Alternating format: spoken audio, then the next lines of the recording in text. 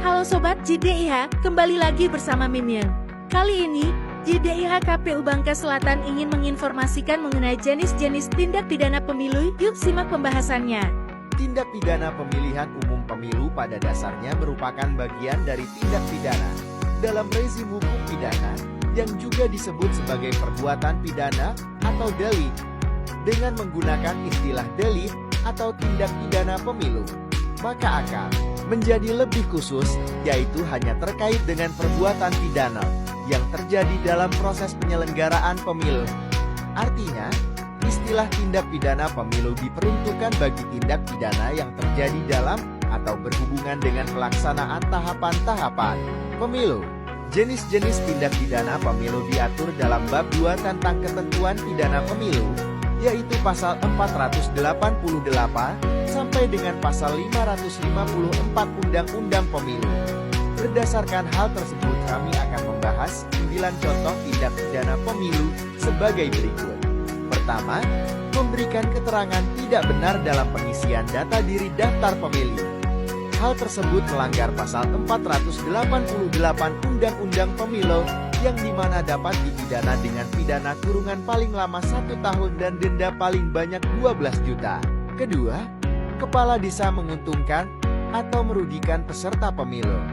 Diatur dalam pasal 490 Undang-Undang Pemilu yang dimana dapat dipidana dengan pidana penjara paling lama 1 tahun dan denda paling banyak 12 juta. Ketiga, mengacaukan, menghalangi, atau mengganggu kampanye pemilu. Diatur dalam pasal 491 Undang-Undang Pemilu. Keempat, kampanye di luar jadwal yang ditetapkan oleh Komisi Pemilihan Umum. Hal tersebut diatur pasal 492 Undang-Undang Pemilu.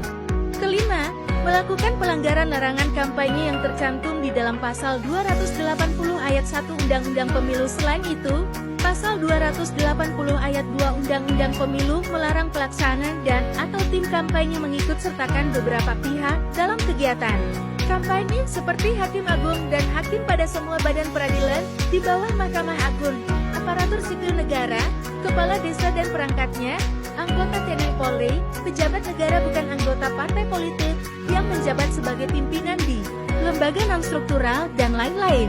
Pelanggaran terhadap larangan sebagaimana diatur di dalam pasal 280 ayat 1 Undang-Undang Pemilu diancam dengan pidana penjara paling lama 2 tahun dan denda paling banyak 24 juta.